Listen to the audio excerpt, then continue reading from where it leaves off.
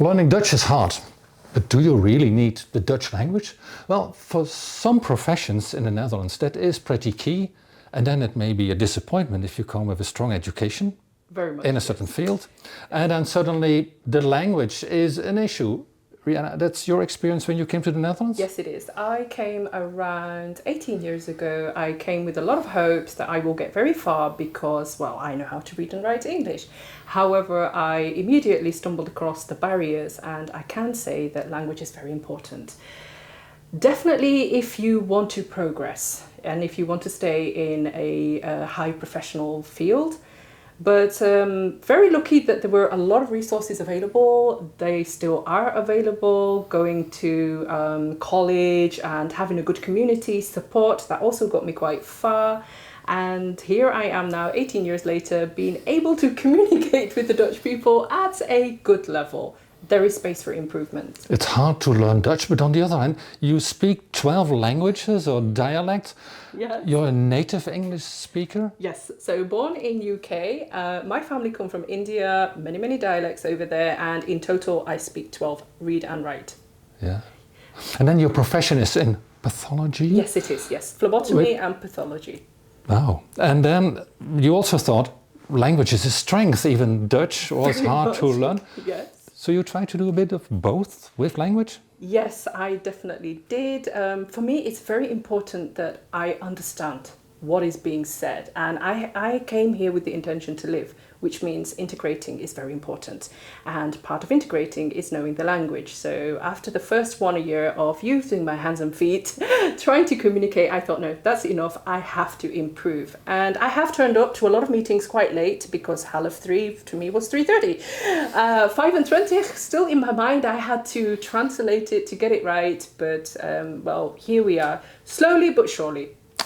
Understanding local people is important, but on the other hand, you communicate a lot where you're visible in your channels on social media, yes, where it's more talking rather than listening. Yes. So what is really in your heart, talking or listening?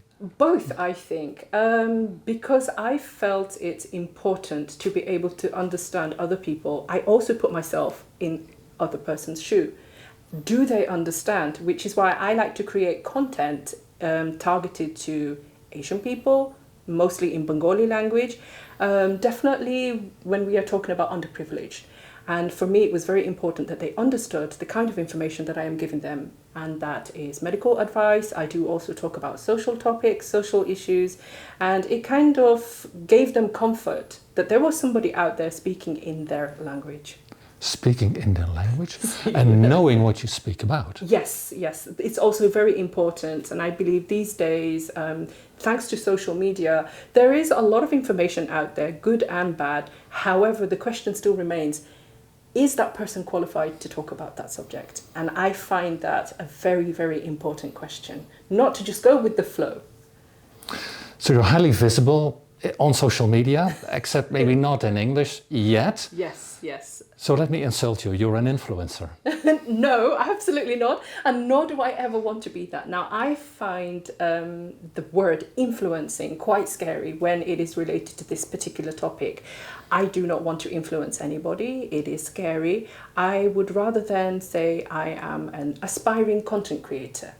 Or a public speaker. That is what I do. I bring awareness, but influence, no. That is a form of control which I don't think I particularly should have on anybody. To me, it sounds like influencing for the sake of influencing. Yes. Like an advertisement company would try to do that, but now it's on public opinion or opinion about geopolitical situations or medical interventions, which is not just an opinion.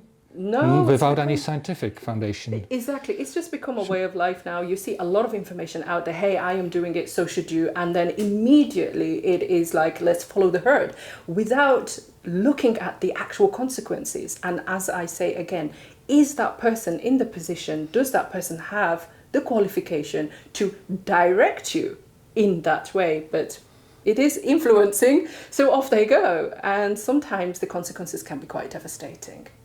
So I don't want to be an influencer. But on the other hand, you create content. Yes, you create content that is popular in your community. Yes, it is. So that's certainly something that we like to have on Radio for BrainPod. We like to follow you, and it's certainly also, let's say, your personal journey in this country, the experience with language. It's an absolute pleasure to be on board, and I hope that I can learn more, improve myself along this way. And when I say my community, whenever I make a video that is related to medical advice, I always put a disclaimer that, hey, so for example, if it is a topic about something related to gynecology, I always say to them, I am not a gynecologist. If you want better information, go to a gynecologist. I am in pathology. So I feel that even though I repeat myself in every video, that disclaimer needs to be there, because perhaps on that particular subject, I'm not the best qualified one there. Bringing influencing to a higher level where it's not just influencing. Yes, responsibility, accountability, that's very important, especially on social media, where we don't really know much about who the person is behind the camera. We hope to know about that soon. Riyana, Yes. welcome on Thank Radio you. for BrainPod.